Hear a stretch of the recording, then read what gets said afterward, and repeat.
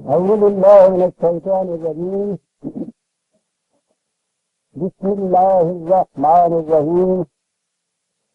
عزیزان من، آج جولائی 1973 کی پہلی تاریخ ہے اور درس قرآن کریم کا آغاز سورہ التوبہ کی 111 آیت سے ہو رہا ہے. 9/111.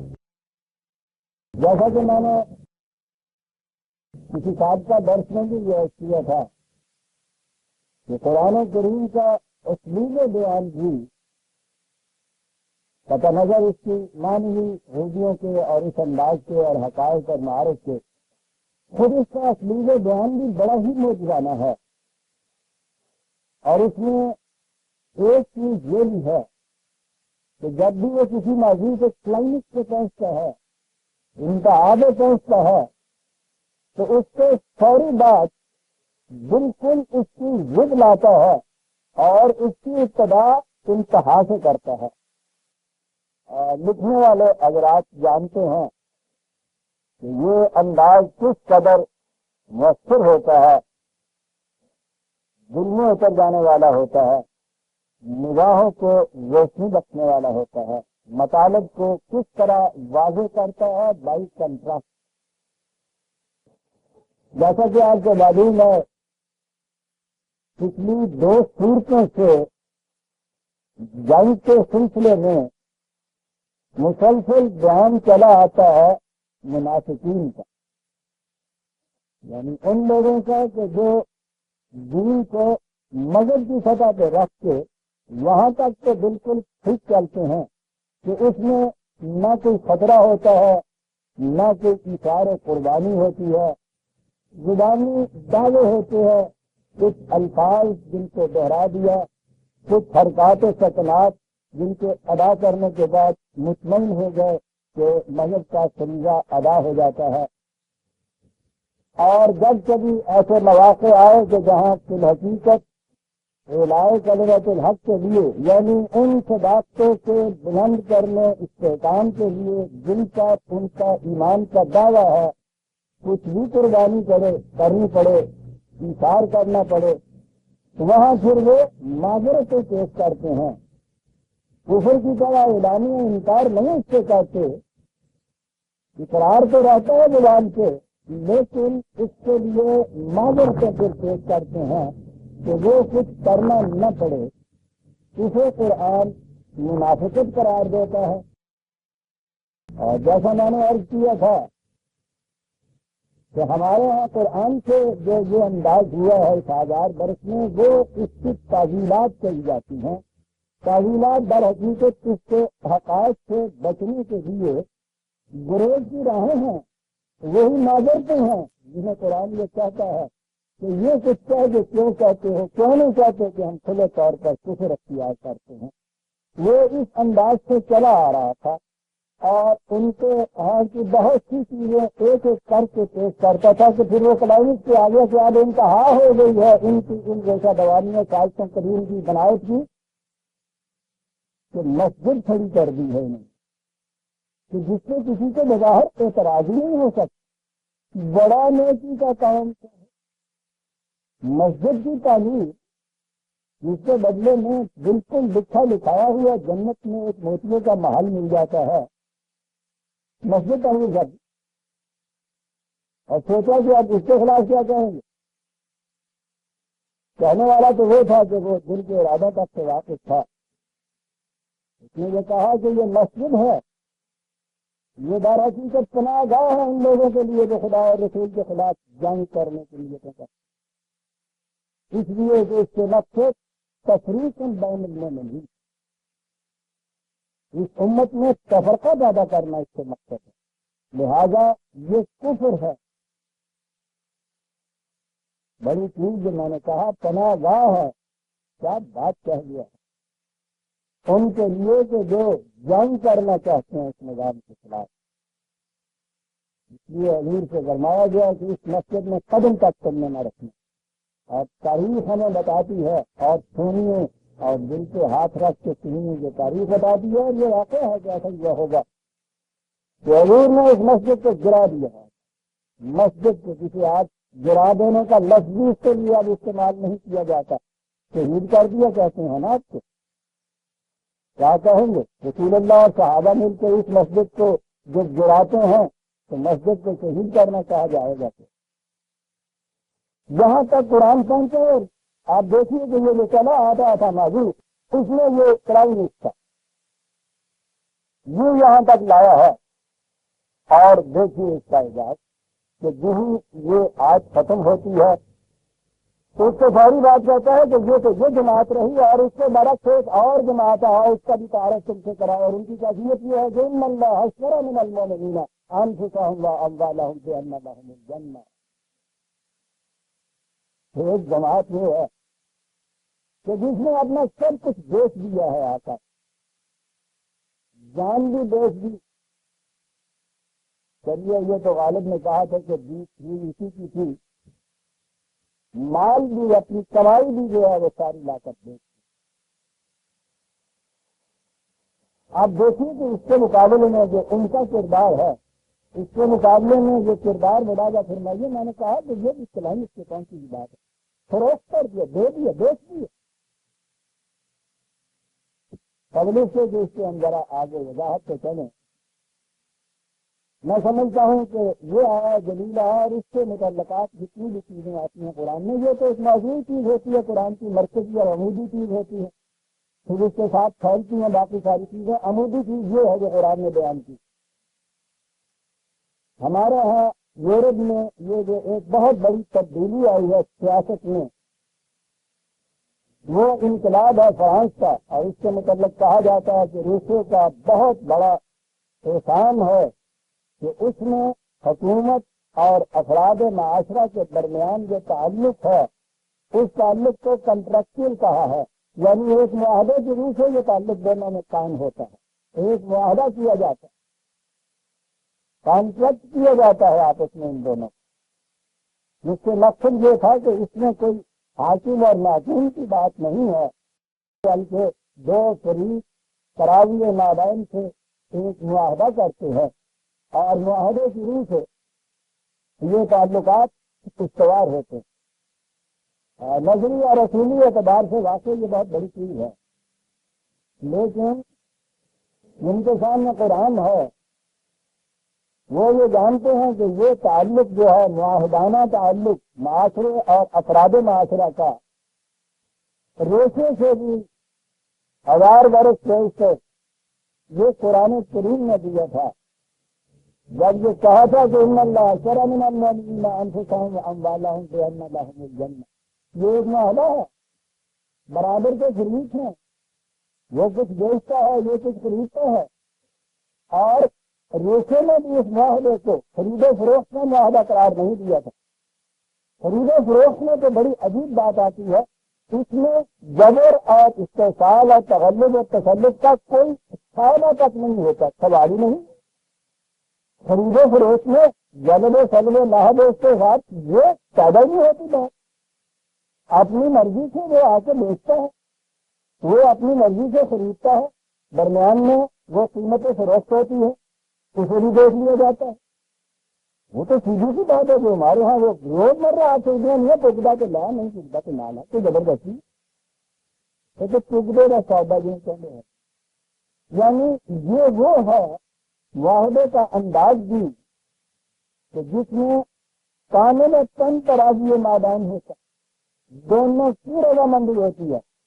اور یہی وہ معاہدہ کرنے والے تھے، ایک طرف فریق خدا دوسری طرف مومنین، جن کے متعلق انتہائی طور پہ جب بھی کہا رضی اللہ عنہ و رضی عنہ.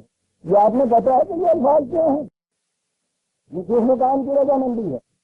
یہ اسی مقام کی رضامندی ہے جہاں باہمی معاہدہ ہوا ہے. اس چیز میں یہ سیاسی اور معاشی نظام ہمارے یہاں خاص اہمیتیں حاصل کر رہا ہے، اور اس دور میں تو سیاسی سے کہیں زیادہ معاشی نظام. میں کہتا ہوں اس ایک آیا جلیلہ نے یہ سارا مسئلہ حل کر کے رکھا. حکومت کتنا لے سکتی ہے، کتنا اس کو حق پہنچتا ہے، ادھر سے سوشلزم ہمارے سامنے لائی جاتی ہے، سوشلزم کہ یہ جتنے بھی ذرائع پیداوار حتیٰ کہ اموال و دولت لوگوں کی کمائی تک بھی جس قدر ہے وہ ساری کی ساری حکومت کے قبضے میں رہے گی. اسے حق حاصل ہے اس چیز کا، وہ اسے اپنے قبضے میں لیتی ہے، خریدتی نہیں. جاتی تو یہاں بھی یہ وہ چیز ان کے دوسرے خرید کے پاس ہے. ایک چیز کا فروخت کے اعتبار سے یا خرید کے اعتبار سے کسی خرید کے پاس آنا، اسی چیز کا چھین لینے سے کسی کے پاس آنا، آپ جانتے ہیں اس میں کتنا فرق ہے. اتنا ہی فرق ہے کہ جتنا کہ ایک گاؤں شرح کی منڈی میں اور باقی میں فرق ہوتا ہے. باقی کے پاس بھی اسی چیز چلی جاتی ہے. اسے گوند آتا قزاقی اور آزمی کہتے ہیں، اس لیے کہ اس میں دوسرے خرید کی مرضی کا دخل نہیں ہوتا، وہ اس کی قیمت فروخت نہیں دیتا. یہاں وہ چیز منتقل تو ہوتی ہے، پہلے سے طے شدہ قیمت کے مطابق منتقل ہوتی. کیا ہے یہ تین چیزیں ہوتی ہیں نا، بائع اور مشتری اور قیمت فروخت، بیچنے والا خریدنے والا اور وہ قیمت فروخت جو ہے. اب اس میں خریدنے والا جو ہے ان اللہ خریدنے والی پارٹی، مومنین بیچنے والی پارٹی. قیمت فروخت بے انا لہم الجنہ، یہ الجنہ کہہ کے قرآن نے یہ اتنی بڑی جامعیت اس کے اندر وہ لے آیا ہے کہ سب کچھ آ گیا. ادھر بھی سب کچھ ہے، جان اور مال، اس کے بعد تو کچھ باقی رہتا نہیں. اور اس کو ذرا پھیلائیے تو آ جائے گا کہ ہر وہ شاید جو واحدی طور پر ملی ہے فطرت کی طرف سے اسے جان اور جان سے متعلقات یا سب وہ چیزیں جن سے جان قائم رہتی ہے انسان کی، وہ اس میں سب چیزیں آ جاتی ہیں. یہ واحدی طور پہ ملتا ہے اور اقتصادی طور پہ جو کچھ بھی انسان کماتا ہے دنیا میں اسے مال کہا جاتا ہے. تو گویا ایک فرد کی واحدی اور اقتصادی صلاحیتیں اور ان کا محاصر یہ سب کچھ، باقی یہاں بھی کچھ نہیں آتا. اور ادھر سے جو اس کے مقابلے میں ملتا ہے وہ الجنہ. اب قرآن کریم میں آپ دیکھیے الجنہ کی تفاصیل، اس میں سے کچھ نہیں آ جاتا. انسان کسی سے پوچھئے انتہا یہ ہوتی ہے، چہرے والوں کی بھی مانگنے والے کی بھی انتہا یہ ہوتی ہے کہ صاحب وہاں جو مانگو گے ملے گا، جو چاہو گے ہوگا. اس سے زیادہ تو کوئی نہ کوئی کہہ سکتا ہے، نہ کوئی مانگ سکتا ہے، نہ ذہن میں بھی سوال پیدا ہو سکتا ہے کہ اس سے زیادہ بھی کچھ. قرآن کہتا ہے کہ ٹھیک ہے، اس کے اندر ما یشتہون ہوگا، جو کچھ بھی تمہاری آرزو اور خواہش ہوگی وہ ملے گا اس میں. تو انتہا ہو گئی یہ چیزیں نہ. آپ بھی سوچیے کہ اس کے بعد کچھ اور بھی کہا جا سکتا ہے، ذہن میں نہیں آ سکتا. اور وہ کہتا ہے کہ نہیں، ولدینا مزید، اس سے بھی زیادہ کچھ ہم دیں. جو تم نے مانگا، جو تم نے کہا جو کہوں ہوتا وہ سارا کچھ ملا، پھر اس سے زیادہ کیا بات ہے. قرآن وہ کہتا ہے کہ انسان اس کے چاہنے کے پیمانے بڑے محدود ہیں. یہ انتہا درجے کا بھی کچھ مانگے گا تو اپنے پیمانے کے مطابق مانگے گا. اور ہمیں یہ معلوم ہے کہ اسے اس سے زیادہ کی بھی ضرورت ہے. ولدینا مزید. اللہ عزیز عالمان سے اپنی کیت کرنے کی بات، کچھ کہنے کی بات ہے نہیں کہ کیا جاتا ہے قرآن، کہاں لے جاتا ہے کس مقام کے اوپر. الجنہ کوئی کم بات نہیں تھی، ما یشتہون کوئی کم بات نہیں تھی. تو اس کے بعد کہتا ہے ولدینا مزید. ہم اس سے بھی زیادہ یہ ہے وہ قیمت فروخت میں مل رہی ہے. وہاں کم از کم جہاں سے آغاز ہوتا ہے انسان کی طبعی زندگی کا، میں نے کہا ہے کہ یہ کم از کم ہے، یہ پسترین سطح ہے. خود اس کی طبعی زندگی جو ہے وہی کچھ حیوانی زندگی ہے. اس کی انسانی زندگی تو اس سے اونچی آئے گی، لیکن یہ جو اتنی زندگی ہے پسترین زندگی جسے کہا جاتا ہے، آج کے دور میں منتہا جو ہے وہ اس کے اوپر ختم ہوتا ہے. جتنے بھی آپ کے یہاں یہ معاشی نظام کہے جا رہے ہیں، جتنے کیا کہے جا رہے ہیں، وہ یہی سوشلزم ہے جس کی اگلی شکل کمیونزم آتی ہے. بہت بڑا احسان جو کیا جا رہا ہے وہ یہ کہ تمہاری طبعی فزیکل نیڈ جو ہے بنیادی ضروریات زندگی، روٹی کپڑا اور مکان، مکان جسے سنتا کے کہا جاتا ہے، تو اس میں وہ دے دیا جاتا ہے۔ قرآن کریم اسے تشتری سطح جو کہتا ہے، وہ کہتے ہیں یہ تو ضرورت ہے زندگی کی، یہ جسم کی پرورش نہایت ضروری ہے، لیکن اسے تو وہ کہتا ہے کہ یہاں سے تو انسانی زندگی کی ابتدا نہیں ہوتی، یہ تو وہ سمجھ لیجیے کہ نیچے وہ ایک کھڑے ہونے کے لیے ایک پتھر ہے جس سے یہ کھڑا ہوتا ہے، سواری کے لیے ایک گھوڑا ہے جس سے اس نے سفر کرنا ہے، اس سے زیادہ تو اس کی حیثیت کچھ نہیں ہے۔ لیکن جس نظام میں یا جس عارضی میں اسی کو انتہا قرار دیا جاتا ہے، قرآن یہ کہتا ہے کہ میں کفر تو سمجھتا ہوں نہ ویا سلینا کماتا کہ انعام، اگر یہ کھانے پینے تک ہی کہا ہے انسان کی تو وہ کہتا ہے کہ یہ تو حیوانی زندگی ہے، انسانی زندگی نہیں ہے، اور اسے وہ کفر کہتا ہے۔ یعنی ایمان یہاں تو شروع ہے، ایمان تو انسانی زندگی سے شروع ہوگا نا، حیوان تو نہ مومن ہوتا ہے نہ کافر ہوتا ہے۔ اس نے کہا کہ یہ اس کے مقابلے میں جب انسان آئے گا تو کیونکہ یہاں تقابل ہو جائے گا کفر اور ایمان کا، اس لیے کہا کہ یہ کفر کی زندگی ہے۔ لیکن میں نے عرض کیا ہے کہ یہ بہرحال ایک ضرورت ہے انسان کی طویل زندگی کی نشو و نما کے لیے جو کچھ چاہیے، یہ جسے آئی جنہ کہا ہے، اندازہ لگائیے قرآن کا، وہ یہاں سے ابتدا اس کی کرتا ہے۔ جنت آدم جنت کی ابتدائی اسٹیج کی زندگی ہے، اور اس نے یہ کہا ہے کہ مشہور آیت کہ انا لکا اللہ تجیہ فیہا ولا تعرا و اللہ کا لا تجمع فیہا ولا تجہا 20/118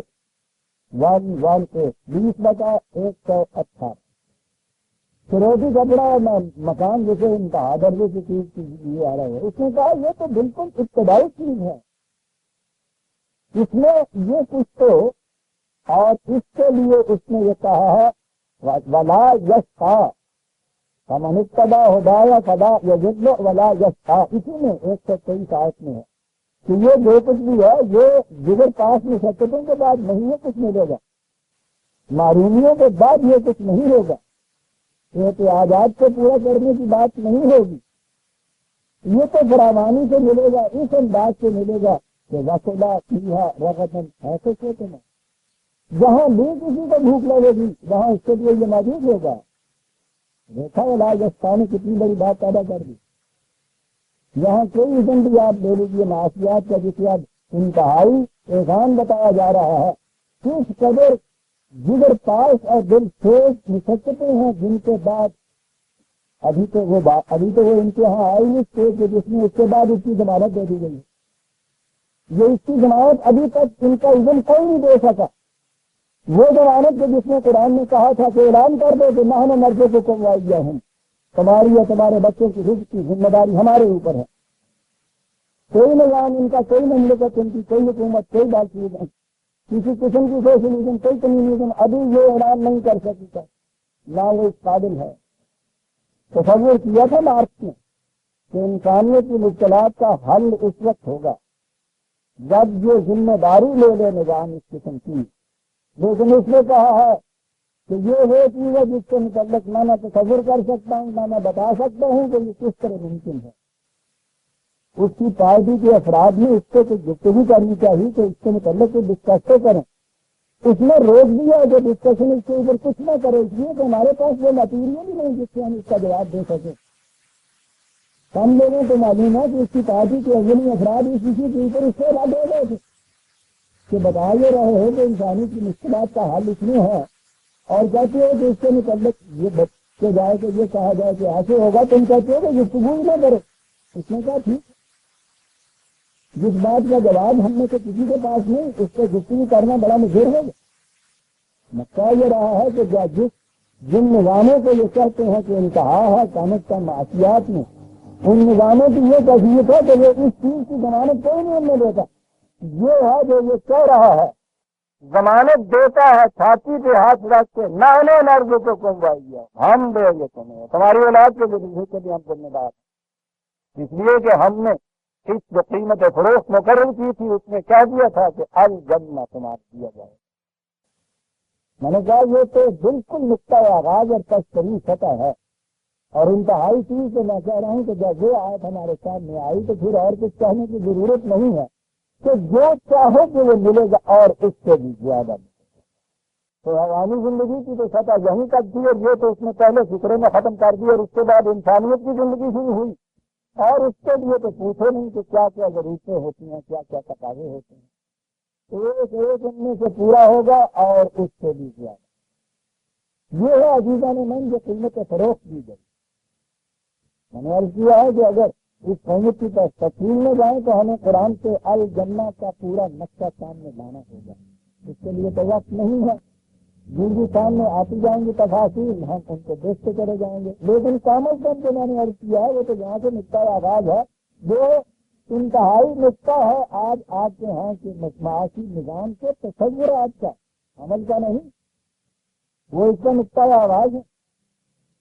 یہ ہے وہ الجنہ، وہ قیمت جو ادا کی جا رہی ہے، اس کے بدلے میں یہ جو سودا ہوا بتایا گیا ان کے متعلق یہ یقاتلون فی سبیل اللہ فیقتلون ویقتلون، انتہا ہے نا جان دے دینے کی، مال تو بہت پیچھے رہ جاتا ہے۔ اس بلند ترین مقصد کے لیے میدان جنگ میں جانا ہوگا تو وہ سر ہتھیار خریدنے کو لے کے نکل آئے، پھر یا تو فاتح منصور واپس لوٹیں گے یا کہیں اپنا سر دے دیں گے۔ یہ جو ہم نے کہا ہے کہ اس کے مقابلے میں ان کو الجنہ ملے گی، نئی بات نہیں ہے۔ وعدن علیہ حق فی التوراۃ والانجیل والقرآن، وعدن علیہ، خدا کے اوپر یہ واجب ہے۔ یہ علیہ دیکھیے کتنے زور کا ہے، یہ وعدہ ہے۔ اور ابھی آتا ہے ومن اوفی بعہدہ من اللہ، خدا سے زیادہ وعدے کا پورا کرنے والا کون ہے؟ اور عزیزان ایمان، یہاں تک قرآن اس بات میں یہ کہہ گیا ہے ان وعد اللہ کان مسئولا، سمجھانے کے لیے کہ اگر بفرض محال تو وعدہ پورا نہ ہو جائے، ہو سکے تو اس کی باز پرس کی جا سکتی ہے۔ یہاں ابھی تک آج کے ہے ان چیزوں کو جسٹیسیبل بھی نہیں قرار دیا جائے کہ نہ ملنے کی صورت، اول تو ملنے کی ضمانت ہی نہیں ہے، نہ ملنے کی صورت میں یہ کہ کہیں کوئی دروازہ ہو جو کھٹکھٹایا جائے کہ صاحب یہ جو پوچھتا ہم تو وہ دیکھ چکے اور دیکھ کے ہم نے ان کے حوالے بھی کر دیے، ان کی پوزیشن میں بھی آ گیا، اور اس کے مقابل میں جو کہا گیا تھا کہ افغانستان کو دیں گے وہ نہیں دیتے، کوئی دروازہ تک نہیں۔ وہ یہ کہ خدا کا وعدہ ہے، اس کے متعلق پہلے تو یہ کہا گیا ہے کہ وہ لا یخلف الميعاد، وہ کبھی وعدہ خلاف نہیں کرے گا، اس سے زیادہ وعدے کو پورے کرنے والا اور کون ہے؟ بالکل ٹھیک ہے، ایمان ہے ہمارا۔ اور یہ کہہ دیا کہ اگر وہ ورثے میں حال یہ نہ وعدہ پورا ہو، مسئول ہے وہ اس کے لیے، وعدہ ایسا ہے۔ اور کہا یہ کہ یہ کوئی نئی چیز نہیں ہے، مومن جہاں بھی آیا ہے، تاریخ کے کسی دور میں آیا ہے، کسی زمانے میں آیا ہے، کسی مقام پہ بھی آیا ہے، اس کے اور اس کے خدا کے درمیان یہ معاملہ ہمیشہ سے چلا آ رہا ہے۔ انجیل میں بھی یہ بات تھی، تورات میں بھی یہ کچھ کہا تھا، اس قرآن میں بھی ہم نے یہ کہا ہے، اس کے اوپر یہ وعدہ واجب ہے اس کا پورا کرنا خدا کے لیے۔ اور جب یہ ہو گیا کہ اتنی بڑی چیز وہ تمہیں اس کے بدلے میں دے رہا ہے، اور وہ دینے والا ایسا وعدہ تم سے کر رہا ہے، تو سوچیے تو صحیح کہ اس سے بڑی کوئی چیز اور خوشخبری کی نصیب جا فضا بھی ہوگی۔ اس لیے کہا فاستبشروا ببیعکم الذی بایعتم بہ، وہ اس سودے کے اوپر خوشیاں مناؤ، جشن مناؤ، کتنا سستا سودا رہا تمہارے پاس۔ یاد ہوگا کہ مجھے وہ یاد آیا کرتا اس مقام پہ ہمیشہ، مولانا جانی نے جو یوسف زلیخا لکھی ہے تو اس نے یہ چیز کہی، جب زلیخا نے وہ محبوب جان نواز جس کے انتظار میں اپنے راتوں کو جاگ جاگ کے کاٹا تھا، لکھتا ہوا ملا، جو قیمت بھی مانگی انہوں نے سوداگروں نے اس غلام کی، وہ اس نے ادا کیا، ادا کر سکتی تھی۔ اس کے بعد جب آئی ہے تو سہیلیوں نے پوچھا کہ کیا سودا کر رہا ہے، کیا عجیب انداز میں بات اس نے یہ کہی ہے جانی نے۔ اس نے ان سے کہا کہ براہم چند دادم جاؤ خریدا، میں نے کچھ سکے دیے اس کو اور اس کے معاوضے میں جان خریدی، تعالی اللہ چہا ارضا خریدا، اللہ کی قسم کے 30 خریدی ہے میں نے۔ کہاں سے لیا تھا جانی نے یہ؟ فاستبشروا ببیعکم الذی بایعتم بہ، جاؤ مسرت کے جشن مناؤ، کہو تعالی اللہ چہا ارضا خریدا، کتنا سستا خرید لیا میں نے۔ وذالک هو الفوز العظیم، بہت بڑی اچیومنٹ ہے، یہ برابری کا ہی سودا نہیں ہے، یہ خرید کر لے جانے والا اسے اچیومنٹ کہا ہے۔ اچیومنٹ تو بڑی چیز ہوتی ہے، آپ جانتے ہیں، فوج بھی فوج العظیم کتنی بڑی چیز ہے جو خرید کے لے آتا ہے مومن۔ آپ نے دیکھا کہ وہ جو پیچھے سے کلائمیکس منافقین کا چلا آ رہا تھا کہ کہیں 4 پیسے بھی دینے پڑ گئے ہیں تو اس کے لیے 1000 قسم کی ترجیحات و تعویلات ہوتی آ رہی ہیں، گریز گرا ہے، تلاش رہا ہے، جان جا رہی ہے۔ وہاں تک پہنچنے کے بعد دوسری طرف ایک جماعت کہی کہنے کی یہ ہوتی ہے جماعت مومنین کی، جن کی کیفیت یہ ہے کہ جان تک دے آتے ہیں اور اس سے خوشیاں مناتے ہیں کہ کتنا سستا سودا تھا جس کو ہم دے دیا۔ یہاں ایک چیز آتی ہے ہمارے سامنے کہ عام طور پہ لوگوں کے زبانوں پہ یہ الفاظ ہوتے ہیں کہ یہ سب کچھ اللہ تعالیٰ کا ہی ہے، حقیقت میں صاحب یہ تو مالک تو وہی ہے، مالک حقیقی وہی ہے۔ اور پھر وہ جو میں کہا کرتا ہوں، آپ دیکھیں گے عام طور پہ مکانوں کے باہر ایک ٹیبلٹ لگی ہوئی ہوتی ہے کہ در حقیقت مالک ہر شاہ خدا کی امانت نزد چند روزہ نزد ماس، کی امانت چند روزہ نزد ماس، در حقیقت مالک ہر شاہ خدا، مالک تو وہی ہے، مالک اس کا، یہ میرے پاس چند روزہ امانت ہے اس کی۔ اول تو یہ چند روزہ جو ہوتی ہے ساری عمر ہوتی ہے، مرنے کے بعد بھی لکھ کے دیا جاتا ہے، اور چند روزہ پھر یہ ہوتی ہے اس کی مالک کی، ساری عمر کبھی اس مالک سے پوچھتا تک نہیں ہے، خود جی چاہے وہ آپ رہے، کرائے پہ دے دے، فروخت کر دے، ڈھالے اس کو، آگ لگا دے، جو جینے آئے کرتا چلا جائے، یہ امانت ہے اس کے پاس۔ یہ کیوں ایسا کہا بھی جاتا ہے؟ اس لیے کہ یہ یقین ہے کہ نہ اس نے کبھی آنا ہے نہ یہ دینے پڑنی ہے۔ اگر کبھی ذرا سا بھی اس کا اعتماد ہونا کہ شاید کسی وقت وہ مالک آ نکلے، جو اتنا عرصہ ہو گیا ہے، گم تو ہو گیا ہے، کہیں لاپتہ ہے، معلوم تو نہیں، لیکن اعتماد بھی ہو کہ آ نکلے، دستاویزیں پھاڑے آدمی مکر ہی جائے، لیکن یہاں یہ یقین کامل ہے کہ اس نے آنا ہی نہیں ہے۔ تو جب یہ یقین کامل ہو تو یہ اس شاعری کرنے میں پھر بات کیا ہے کہ صاحب یہ تو اس کی ملکیت ہے، ہمارے پاس یہ چند دن کے لیے امانت ہے صاحب۔ اسے مذہب کہتے ہیں عزیزان من، کہ جب کوئی بات نظری عقیدے تک رہے اور وہ عمل میں کبھی نہ آنی ہو، جان بھی اس کی، مال بھی اس کا، سب کچھ اسی کا ہے، کائنات میں زمین سے آسمان تک سب کچھ اس کا۔ البتہ انفرادی ملکیتیں جو ہے ان کو چھینا نہیں جاتا، خدا بھی ان کو نہیں لے سکتا، تقدس ہے انفرادی ملکیت کا۔ آپ دیکھتے ہیں یہ مناسبت کہاں تک کی ہے، کس سہارے قائم ہے؟ وہ جو میں نے پہلے کہا کہ جسے قرآن نے ان کے آزار باردہ کہا ہے، اس قسم کی معذر پہ کہا ہے، چلمنی قسم کی وہ تعویلات جو آپ کے یہاں آ جاتی ہیں مدنی شریعت حقہ کی روح سے، یہ اسلام میں یہ چیز آئی ہے، قرآن کا نام نہیں لیں گے کیونکہ یہ دستاویز ہے، یہ تو سامنے رکھی جا سکے، اس کی روح سے نہیں، اسلام کی روح سے آج تک کوئی بتا ہی نہیں سکا کہ وہ ہے کیا۔ اسی کی روح سے ایک ہی نہیں کہ ایک وقت میں ایک کے نزدیک یہ چیز دوسرے کے نزدیک، وہ تو ہر وقت بھی ہم دیکھتے ہیں، ایک ہی کے نزدیک ایک وقت میں یہ چیز کے ساتھ انفرادی ملکیت سے کسی قسم کی حد بندی اسلام کی روح سے نہ جائے، دوسرے ہی وقت میں یہ چیز کے ساتھ انفرادی ملکیت کی، زمین کی انفرادی ملکیت کے اوپر 100-150 ایکڑ کی حد لگانا، یہ شریعت بھی عین مطابق، وہ بھی عین مطابق، یہ بھی عین مطابق، ہی کہتے چلے جائیے۔ قرآنی دستاویز تو اس قسم کی ہے نہیں، اس میں اسے کبھی درمیان میں نہیں لائیں۔ میں نے عرض کیا تھا کہ یہ مذہب کی دنیا میں ایسا ہی ہوتا ہے کہ یہ ساری چیزیں نظری ہوتی ہیں، اسے کہتے ہیں کہ عقائد درست ہونے چاہیے انسان کو، ٹھیک ہے، بگڑتا کیا ہے؟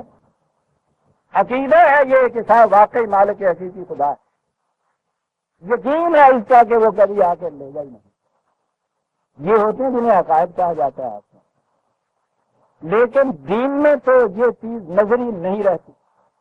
اس نے جب یہ کہا تھا کہ فاستبشروا ببیعکم الذی بایعتم بہ، یہ جو بے تم نے کی ہے، اور بے کا لفظ تو ہمارے ہاں بھی عام ہے نا، بے کر دی، یہ جو تم نے بے کر دی ہے اپنی جان اور مال، اس کے اوپر خوشیاں مناؤ، تو کیا یہ محض عقیدے کی چیز تھی؟ کہتا ہے یہ محض نظری اور عقیدے کی چیز نہیں، عملاً یہ بیع و فروخت کا معاملہ جو ہے یہ طے پائے گا، عملاً طے پائے گا۔ سچ مچ یہ چیز جو ہے آپ کو یہ لکھنی پڑے گی، دینی پڑے گی، وہ معاملہ تو خدا کے ساتھ ہو رہا ہے۔ کیا لمحے عرض سے آئیں گے اس معاملے کو طے کرنے کے لیے ہمارے سامنے؟ تو جب فریق مقابل آئے گا ہی نہیں تو آپ کیسے کہہ رہے ہیں کہ یہ سچ مچ ہوگا؟ کہا سچ مچ ہوگا۔ اس کے لیے ہم نے ایک نظام طے کر دیا ہے۔ یہ جتنی ذمہ داریاں ہم لیتے ہیں ان کو پورا کرنے کے لیے، جتنی چیزیں خریدتے ہیں ان کو اپنے تحویل میں اور قبضے میں لینے کے لیے، ان کی قیمت فروخت ادا کرنے کے لیے، یہ نظری اور اعتقادی چیز نہیں ہے، یہ عملی چیز ہے۔ یہی کہتے ہو نا کہ خدا خود نہیں آتا۔ اس نے کہا کہ تمہارے تو عام معاملات میں بھی ضروری نہیں ہے کہ وہ مشتری خود ہی وہاں حاضر ہو، اس کا وکیل سب کچھ کر دیا کرتا ہے۔ ہوتے ہیں نا معاملے کے طے۔ یہاں ان معاملات کے لیے بھی خدا کے لحاظ سے کچھ کرنے والا موجود، اور وہ سب سے پہلا جو تھا وہ رسول تھا صلی اللہ علیہ وسلم۔ دیکھیے اس چیز کو کس انداز میں قرآن نے بات واضح کر، بیع کا لفظ یہاں موجود ہے، یہی بیع آئی ہے آگے بھی ایک جگہ 48/10 48/10۔ کہا یہ بیع شرع کا معاملہ ان جماعت مومنین میں اور خدا کے درمیان طے پانا تھا نا۔ کہا یہ دیکھیے طے پا رہا ہے، صاحب طے پا رہا ہے تو پھر خدا تو نہیں ہے یہاں، کس طرح طے پا رہا ہے؟ کہا ان الذین یبایعونک انما یبایعون اللہ۔ اے رسول، یہ جو تمہارے ساتھ بیع کا معاملہ کر رہے ہیں یہ در حقیقت خدا کے ساتھ کر رہے ہیں۔ بیع شرع کے اندر اب بھی آپ دیکھیں گے دستاویزات کے معاملے تو بعد میں جا کے آتے ہیں، اور اصل میں تو ابھی زیادہ ضرورت پڑی ہے۔ اس سے بیشتر اعتماد ہوتا تھا ایک دوسرے کے اوپر۔ تو آپ کو پتا ہے کہ اس کے لیے ایک علامت ہوتی تھی کہ طے ہوا بھائی، اس نے طے کیا، ہاتھ لیا۔ یہ ہوتا تھا نا یہ انداز، یہ باہمی معاہدے کا یہ انداز ہوتا ہے، ہاتھ لا، ٹھیک ہے، بالکل ٹھیک ہے۔ کہا یہ کہ ید اللہ فوق ایدیہم، اس بیع کے معاملے کے اندر یہ جو ہاتھ لاؤ والی بات ہے، نیچے تو ان کا ہاتھ ہے، بظاہر اوپر تمہارا ہاتھ ہے، تمہارا نہیں، ید اللہ فوق ایدیہم، خدا کا ہاتھ ہے ان کے ہاتھ کے اوپر۔ فمن نکث فانما ینکث علی نفسہ، ان سے کہہ دو کہ جو معاہدے سے پھر جائے گا اس کا نقصان اسی کو اٹھانا پڑے گا۔ حالانکہ خریدار کو بھی تو نقصان ہوتا ہے، تو کہتا ہے ہمارا اس میں کچھ نقصان نہیں، اسی کو اس کا نقصان اٹھانا پڑے گا۔ ومن اوفی بما عاہد علیہ اللہ، یہ دیکھیے تو آگئی بات، اور جو اس معاہدے کو پورا کرے گا، یہ معاہدہ پھر کہا ہے اللہ کا معاہدہ جو اس کے ساتھ ہوا، فسیؤتی ہے اجر عظیما، اس کو بہت بڑا اس کا بدلہ اور صلہ ملے گا۔ میں نے کہا یہ ہے کہ معاہدہ پھر خدا کا کہا گیا، لیکن یہ نظری اور اعتقادی چیز نہیں رہی، یہ ایک عملی چیز ہو گئی، اور یہ ہے عزیزان مان دین کی سیاست کا نقطہ ماسک۔ اس میں اطاعت بھی خدا کی ہوتی ہے، اس میں فروخت بھی خدا کے ہاتھوں دی جاتی ہے، قیمت بھی خدا ہی ادا کرتا ہے، معاوضہ بھی وہی کرتا ہے، لیکن نظری اور ذہنی کی حیثیت سے نہیں۔ یہ اس کا نمائندہ ہوتا ہے یہاں، جو اس کے بہاد پہ یہ سب کچھ کر رہا ہو، اور وہ اس کی شہادت دیتا ہے کہ یہ ہمارا صحیح نمائندہ ہے، تمہارے ہاتھ پہ اس کا ہاتھ نہیں، ہمارا ہاتھ۔ سچی بات ہو گئی۔ اب آ گیا وہ صحیح در حقیقت مالک ہر شے خدا، آ گیا وہ مالک محسوس شکل میں یہاں آ گیا۔ اب آپ نہیں کہہ سکتے کہ پتہ نہیں صاحب آئے یا نہ آئے، موجود ہے، جس وقت جی چاہے جتنا جی چاہے اپنی امانت میں سے وہ طلب کر۔ لیکن بات دوسری طرف بھی ہے کہ یہ تو آ گیا دینے والا، اس نے جو وعدہ کیا تھا دینے کا الجنہ، یہ کون پورا کرے گا؟ وہ کہتا ہے یہ پورا کرے۔ یہاں ون وے ٹریفک تو ہے نہیں کہ ہم یہ کہیں کہ جو کوئی دینا ہے وہ تو دے دو، ان کو دے دیجئے، اور ان سے جب آپ کہیں کہ صاحب اس کے بدلے میں وہ قیمت بھی تو کیجیے، تو یہ کہہ کہ جاؤ اپنے اللہ کو جا کے لاؤ. سوال نہیں ہے، اسے یہ پورا کرنا ہوگا. وہاں جو کہا ہے نانو نزدوں کو کن، تو یہ ٹھیک ہے، کہنے والا اس میں خدا ہی ہے، لیکن وہ تو بیع شرع کے معاملے میں بات صاف ہوتی چلی جا رہی ہے. اس طرح سے یہ امن معاہدہ طے پاتا ہے، اس کے حوالے وہ چیز کی جاتی ہے، یہ اس کے بدلے میں وہ قیمت فروخت میں لے گا. تو بات ظاہر ہے نا کہ معاملہ اس وقت تک ہی استوار رہے گا جب تک یہ دونوں فریقین اپنے اپنے عہد پہ قائم ہوں. یہ ان کے حوالے کرے جب بھی ضرورت پڑے، جتنی ضرورت پڑے، اور وہ جو اس کی قیمت فروخت ہے وہ ان کو ادا کرے. اگر یہ حوالے نہ کرے بس اس کی ذمہ داری ختم ہو گئی. کس حسین انداز میں نبی اکرم صلی اللہ علیہ وسلم نے فرمایا تھا کہ جس بستی میں یہ کیفیت ہو کہ رات کو ایک فرد بھی بھوکا سو جائے، اس بستی سے خدا کی حفاظت کی ذمہ داری ختم ہو جاتی ہے. بیعت اٹھ گئی، ذمہ داری ختم ہو جاتی ہے. غور فرمایا آپ نے؟ اور پھر جو کہا تھا کہ اگر پورا نہ کیا جائے کہ عہد اللہ ہے کانا مسئولہ، بعض پرس ہوگی. بعض پرس جنہوں نے یہ خریدی تھی چیز، وہ بعض پرس جانتے تھے. یہی بعض پرس تھی نا جس کے متعلق حضرت عمر نے کہا تھا رضی اللہ تعالیٰ عنہ، باقی قسم اگر دجلہ کے کنارے کتا بھی بھوک سے مار گیا تو عمر سے اس کا بھی معاوضہ ہوگا. یہ تھا وہ مسئول عہد، یہ تھا جو سودا یہ کیا ہوا تھا انہوں نے. یہ نظری اور اعتقادی بات نہیں ہے عزیزان من دین کے اندر. یہ عمل نظام قائم ہوتے ہیں. اور یہ تو موضوع دوسرا چلا جائے گا، سیاست کا موضوع آئے گا تو میں یہ عرض کروں گا. اتنی سی بات نہیں ہوتی کہ بیع ہی اس کو ہی ختم ہو گیا. وہ جو ہدایت لی جاتی ہے وہ سب ریلیجین جسے آپ کہتے ہیں بھائی، دیکھو اسے ہی بیعت کہتے ہیں آپ کے ہیں. جو آج کی اصطلاح میں یہ کہا جاتا ہے نا وہ سب ریلیجین، حلف وفاداری، یہی ہے جس کو اس دور میں خلاف خلیفے کی بیعت کہا کرتے تھے. اصل یہ ایلیجینس کے مقابلے میں یہ بیعت کا لفظ زیادہ جامع ہے اور برابری کی حیثیت یہ ہے. یہاں ایلیجینس نہیں ہے صرف، یہاں معاملہ جو ہے خرید و فروخت کا ہے. اسی لیے اس کا نام انہوں نے اس کا نام ہی بیعت رکھا تھا. بیع و شرع کے معاملے کے اندر جو کچھ کیا جائے گا وہ چنانچہ قرآن کریم میں یہ ہے رسول اللہ کے متعلق کہ جب یہ مکے کی عورتوں کے ضمن میں بھی آیا ہے کہ جب یہ تجھ سے آج اس معاملے میں بیعت کرے، اور اس بیعت کے اندر پھر یہ بتایا ہوا ہے کیا کیا چیزیں ہیں جن کے متعلق یہ آ کے کہیں.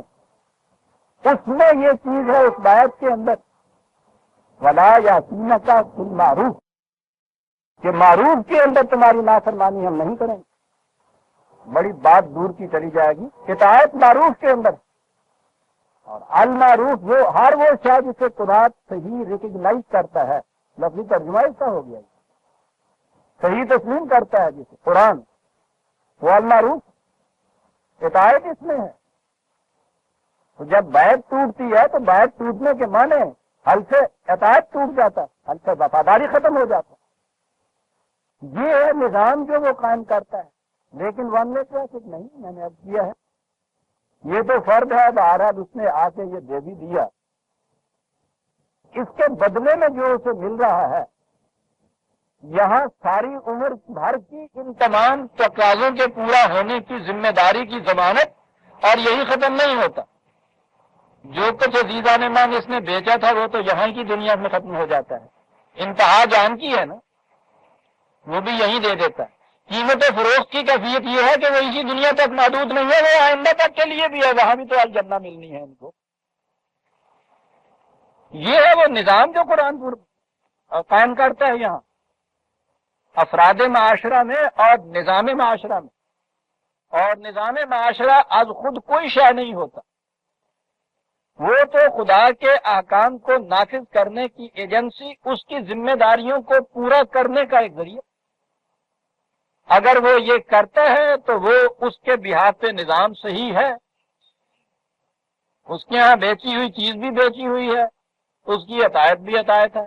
اگر وہ ان چیزوں کو پورا نہیں کرتا، نہ وہ خدا کا نمائندہ، نہ وہ اس کے احکام کی تنفیذ کی ایجنسی، نہ اس کی ذمہ داری پورے کرنے کی ضمانت، اور اس لیے نہ ان کے لیے اس قابل کہ اس کی اطاعت کی جائے. یہ ہے عزیزان من وہ کنٹریکچوئل بیسس جسے کہا جاتا ہے، معاہدے کی روح سے آپس میں تعلق استوار ہونا، جو بنیاد ہے اسلام کی۔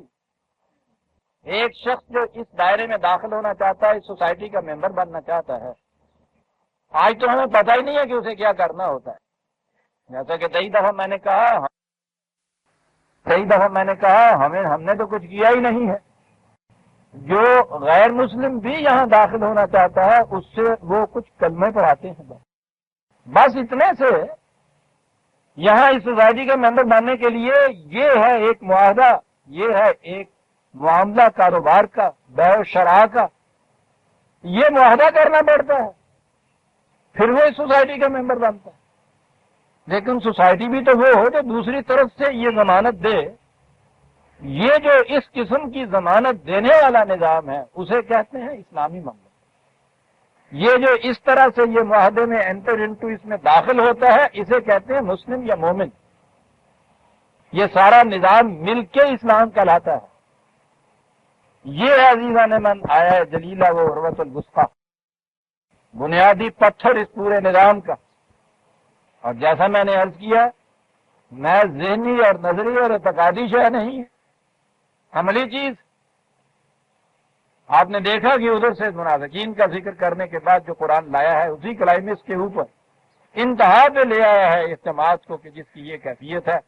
پہلی چیز ان کے متعلق یہ کہی کہ فَيَقْتُلُونَ وَيُقْتَلُونَ، اور یہ بھی انتہا کی چیز ہے، درمیان کی چیزیں نہیں لایا، انتہا کی چیز لایا ہے کہ کیفیت یہ ہے کہ جو ہی اس کی ضرورت پڑی سربکر میدان میں آ گئے۔ پھر تیسری شکل ہے ہی نہیں اس میں کہ جان بچا کے بھاگ آئے، سرنڈر کر دیا، دشمن کے ساتھ مل گئے۔ دو ہی صورتیں ہیں، یقتلون و یقتلون، یا فاتح منصور واپس لوٹے یا وہاں جان دے کے آئے۔ ذالک هو الفوز العظیم۔ یہ ایک صفت گنائی ہے ان کی معاہدے میں ایک فریق بننے والوں کی جنہوں نے اس دستاویز سے دستخط کیے ہیں کہ ان کی کیفیت پھر یہ ہوتی ہے، اور اس کی صفات ان کی عزیزان من۔ مومنین کی صفات کے لیے تو ویسے سارا قرآن آپ جہاں جہاں دیکھیں گے، جہاں قرآن یہ کہے گا کہ تم یہ کرو تم یہ نہ کرو، وہ بھی مومنین کی صفات ہیں، کیونکہ مومن ہے ہی وہ کہ جو وہ کہتا ہے کرو وہ کرتے ہیں، جس سے وہ کہتا ہے رکو وہ رکتے ہیں۔ اور بعض آیات ایسی ہیں کہ جن میں بتایا بھی گیا ہے کہ یہ پھر جماعت کیسی ہوتی ہے تاکہ ان کے پہچاننے میں دقت نہ رہے۔ یہاں پہلی چیز یہ ہوئی کہ اس معاہدے پہ وہ دستخط کرتے، بیع و شراء کا معاملہ اور کاروبار طے کرتے ہیں۔ پھر انتہائی شکل ان کی یہ ہے کہ جب جان تک دینی پڑے تو اسے لے کے حاضر ہو جاتے ہیں۔ اور راستے میں بتایا التائبون العابدون الحامدون السائحون الراکعون الساجدون الآمرون بالمعروف والناہون عن المنکر، ساری بات یہ والحافظون لحدود اللہ۔ کیا ہوا، کیا جماعت! التائبون انسانی تو ہیں، کسی مقام کے اوپر فیصلہ کرنے میں کچھ غلطی ہو سکتی ہے اجتہادی ان سے، ارادتاً معصیت کا تو سوال نہیں پیدا ہوتا، غلطی ہو سکتی ہے، غلطی ہو جاتی ہے تو پھر اس کے اوپر چلے ہی نہیں جاتے، اڑے ہی نہیں رہتے، اور پھر اپنا ہی نہیں ہے۔ غلطی کہیں ہوئی ہے آج سے 1000 برس بیشتر، چلے جا رہے ہیں، کہہ رہے ہیں کہ میں چلے جا رہے ہو، کہتے ہیں اخلاق کا مسئلہ چل رہا ہے۔ وہ ان کی صفت بتاتا ہے التائبون، کہ جس مقام پہ بھی یہ احساس ہو جائے کہ یہ چیز قرآن کے خلاف جاتی ہے وہیں سے لوٹ آتی ہے، ضد نہیں ہے، پنڈار نفس راستے میں حائل نہیں ہوتا، اسلاف کی غلط تقلید یہ ان کا دامن پکڑ کے نہیں بیٹھ جاتا۔ کسی مقام پہ بھی ان کے سامنے یہ بات آ جائے، لائی جائے قرآن کے خلاف ہے، التائبون، اور اس کے بعد التائبون کے بعد العابدون، جھٹ سے معصومیت اختیار کر لیتے ہیں خدا کے احکام، اپنی روش پہ اصرار نہیں کرتے تھے، یہ تعظیمیں پیش نہیں کرتے کہ نہیں صاحب یہ تو آپ دیکھیے نا کہ 1000 سال سے چلا آتا ہے، صاحب یہ قرآن کے خلاف ہے، گھڑایا ہوا فکر کہ صاحب وہ بھی تو قرآن جانتے تھے، اور پھر وہ آپ سے مجھ سے زیادہ جانتے تھے، بہتر جانتے تھے۔ دلیل اس کی کیا ہوتی ہے؟ ہم سے بہت پہلے یہ نہیں کہتے، اس میں بھی ایک تقدس ہوتا ہے۔ نبی اعظم صلی اللہ علیہ وسلم کے زمانے سے زیادہ قریب تھے۔ لطیفہ یاد ہے، مولانا اسلم جراج کو لیے رحمہ میرے استاد، حج کے بعد وہ بڑی دلچسپ باتیں سنایا کرتے تھے۔ قرآنی آدمی ان نگاہوں سے ہر چیز کو دیکھ کے آتے تھے۔ کہنے کے مکے کے ایک نامدائی کو میں نے دیکھا، وہ آوازیں دے دے کے بیچ رہا تھا کہ آج کی تازہ روٹی 2 پیسے میں، کل کی باسی روٹی 1 آنے میں۔ میں نے اس سے پوچھا وہ آج کی تازہ 2 پیسے میں، کل کی باسی 1 آنے میں، یہ کہے تو کہنے لگے وہ کل کی جو روٹی ہے رسول اللہ کے زمانے سے 1 دن قریب۔ میں یہ نہیں کہتا کہ دکاندار جو تھا وہ یہ چیز مذاق سے رکھتا تھا، ہو سکتا ہے کہ عقیدتاً بھی، اور ان کی کیا بات ہے، یہاں تو عقیدہ ہے ہی، ایک ہی دلیل ہوتی ہے ان کے پاس صاحب یہ کہنے کے لیے۔ یہ تو رسول اللہ صلی اللہ علیہ وسلم کے زمانے کا قرب ہے۔ قرآن میں تو خود رسول کی زبان سے کہلا دیا گیا کہ ان سے کہہ دو کہ اگر میں بھی خدا کے حکم کی معصیت کروں تو اس کے عذاب سے نہیں بچ سکتا۔ آپ زمانے کا قرب کہہ رہے ہیں، زمانے کا قرب آپ کہہ رہے ہیں، ہم اثر آپ کے تو دیکھ لیجیے گا۔ عزیز ترین اپنے چچا یہ ابو جہل اور ابو لہب، پورے قریش کی وہ جماعتیں جو 7 سال تک میدان جنگ میں آ کے مخالفت کرتی رہی، مخالفت کے اندر ہی یہاں سے انہوں نے جان دے دی اور آئے نہیں اس طرف۔ ان سے زیادہ قریب تر بھی کوئی ہو سکتا ہے اس زمانے سے؟ یہاں تو سوال ہی نہیں۔ یہ قرب و وید تو نہ زمانی ہے نہ مکانی ہے، قرب و وید تو ان خصوصیات کبریٰ کا ہے جو اس ذات کے اندر تھی، یا اس قرآن کی تعلیم کا ہے جو ہمارے پاس موجود ہے۔ لہذا تائبون، جہاں یہ ذرا سا بھی معلوم ہوا کہ ہاں شاید یہ غلط بات، فوراً ادھر سے ہٹے تو العابدون، جھکے ہوئے، اطاعت گزار اس کے احکام کے سامنے جھکنے والے، الحامدون، بڑی چیز ہے۔ اب یہ الفاظ وہ ہے کہ ایک ایک لفظ، ایک ایک درس بھی اس کے لیے اکتفا نہیں کر سکتا تھا۔ مومن کی صفات جو ہیں جامعیت سے بیان کی جائے، ساری قرآن کی تعلیم، اس کے احکام، اس کے اوامر و نواہی، یہ ساری چیزیں اس کے اندر آ جانی چاہیے۔ وہ تو ایک چلتا پھرتا ہوا مرکز محسوس جو ہے قرآن کا، وہ مومن کو پیش کرتا ہے۔ الحامدون، تو ہمارے یہاں تو یہ ہوا نا تائبون، صبح کے وقت اٹھ کے وہ ایک پورا وظیفہ استغفر اللہ ربی وکل ذنب واتوب علیہ، یا لفظ عالم توبہ۔ عابدون، پرستش کرنے والے، حامدون، الحمدللہ کہنے والے، الحمدللہ، مزاج بخیر، الحمدللہ۔ سوچیے عزیزان ایمان، اگر یہ اتنی سی باتیں ہی ہیں جن سے عبارت ہو جاتا ہے ایک مومن، جو انسانیت کی معراج ہے، کتنا سستا ہے یہ چیز۔ لیکن قرآن سے جب ان کے معنی پوچھیے تو پھر پتہ چلتا ہے۔ حمد کے معنی میں نے کیا کہ اب میں کب تک دوہرائے چلا جاؤں گا، جب یہ چیزیں آئی تھیں اس وقت تو کئی درس ایک ایک لفظ سے آپ کو یاد ہے سورہ فاتحہ کتنے مہینے میں ختم ہوئی تھی تاکہ ہماری صورت ہم کسی نہایت فن کے امام کی نادرہ کار شاہکار جو بہما وجود مکمل بھی ہو اور منفعت انسانیت کے لیے وجود میں آئی ہو، اسے دیکھنے کے بعد بے ساختہ زبان پر جو تعظیم اور تبریک کے کلمات آ جاتے ہیں انہیں حمد کہا جاتا ہے۔ بلند ترین خالق کی نادر شاہکار جو اپنی جامعیت میں کمال تک پہنچی ہوئی ہو اور محض فن برائے فن نہ ہو، آرٹ فار آرٹ سے نوع انسانی کی منفیت کا وہ سرچشمہ ہو، ان کے ان پہلوؤں کو دیکھ کے دل ارادہ نہیں، بلا ساختہ زبان کے اوپر جو تعظیم کے کلمات آئے، سبحان اللہ، کیا بات ہے صاحب، کیا بات ہے، یہ حمد ہوگی۔ ایسا کرنے والے الحامد ہوں گے۔ یہ کون ایسا کرے گا جی؟ کائنات کی ہر شے، ایک ایک شے کو وہ لے گا نا، وہ جو سورہ آل عمران میں ہے کہ یہ قرآن کے اندر اولی الالباب کے لیے نصیحت ہے، یہ حقائق ہیں۔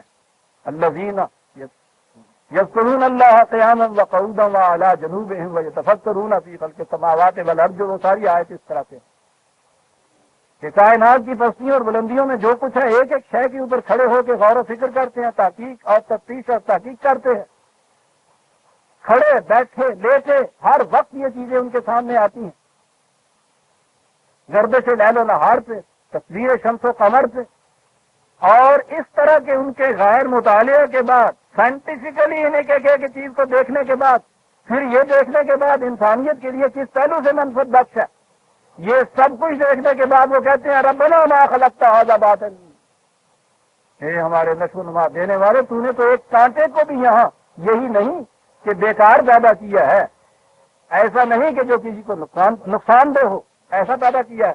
کون یہ چیز کہے گا عزیزان من؟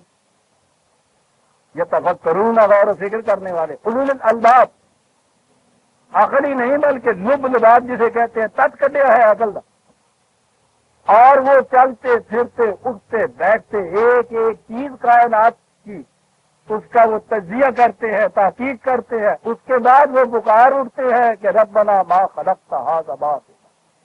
یہ کرنے والا جو ہے وہ ہے الحامد، مومن کی صفت الحامد جہاں کہی گئی، الحامدون جی۔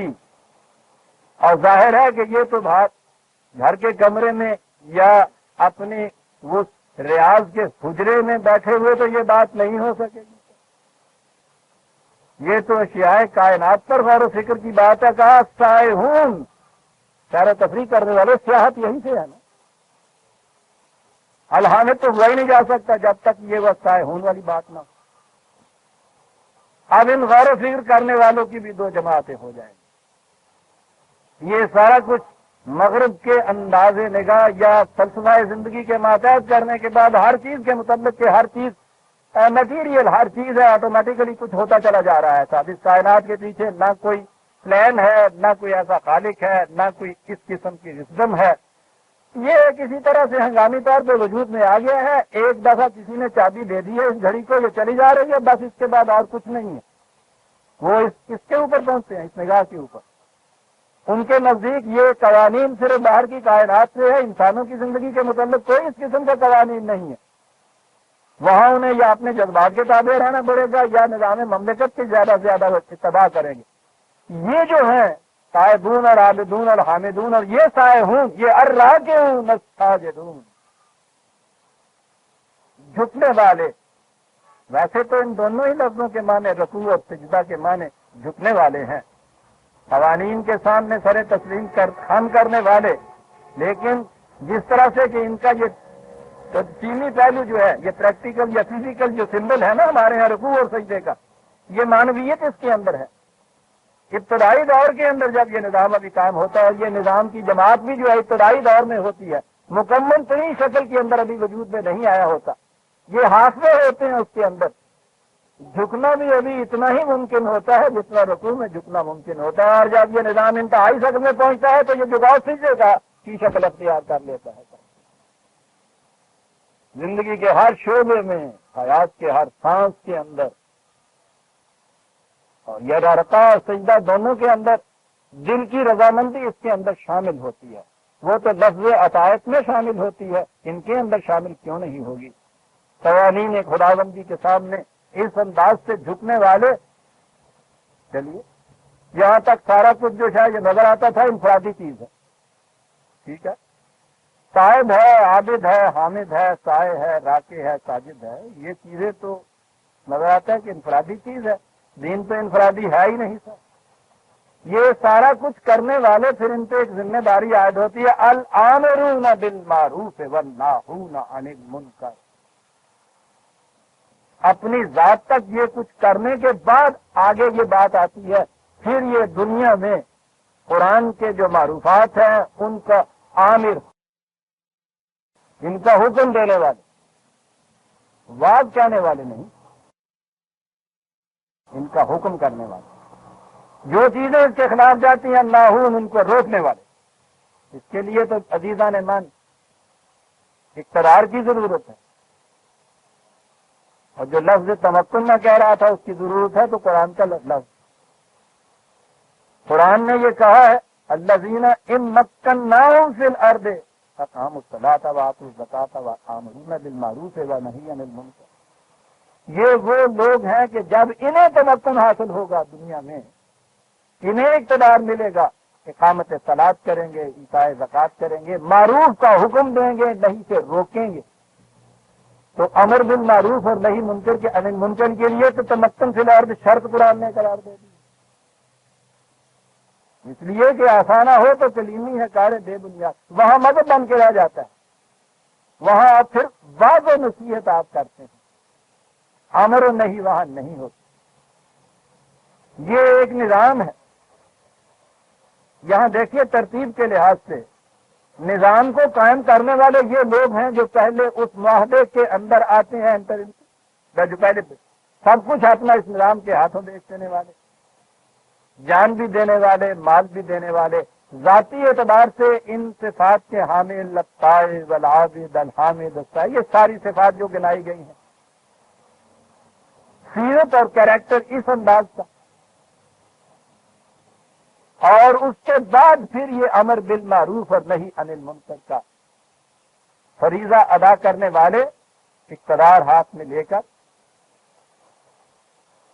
جامع طور پر والحافظون لحدود اللہ، سیدھی سی بات، جتنے بھی حدود یہاں مقرر کی ہے خدا نے ان کی حفاظت کرنے والے، یہ بھی قرآن کا بڑا انداز عجیب ہے۔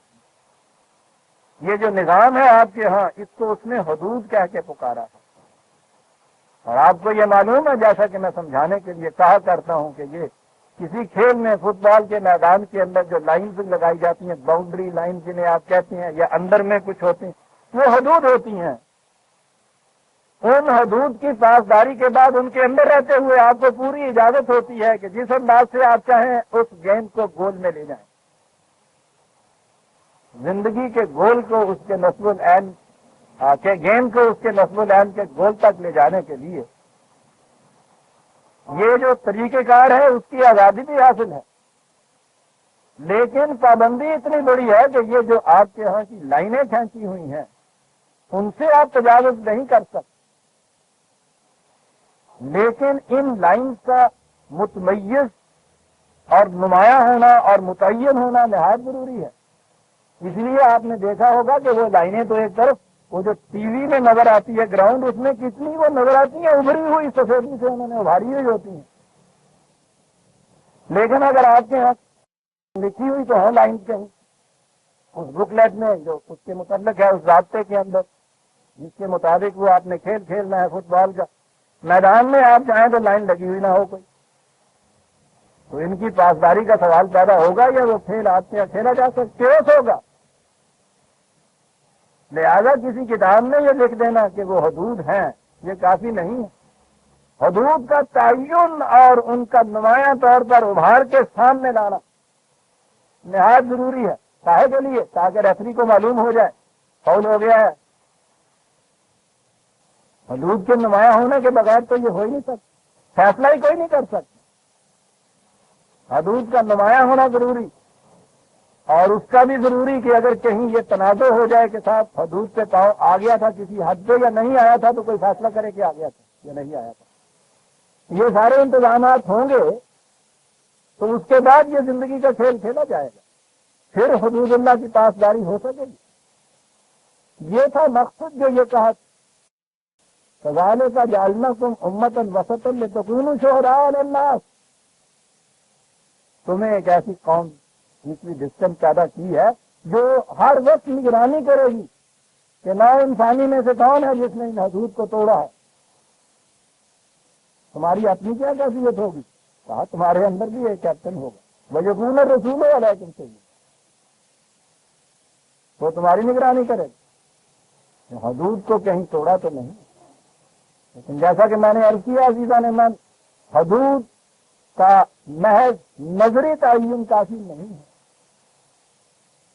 متعین طور پہ نشان ان کے لہانا، بتانا، نمودار کرنا، یہ نہایت ضروری۔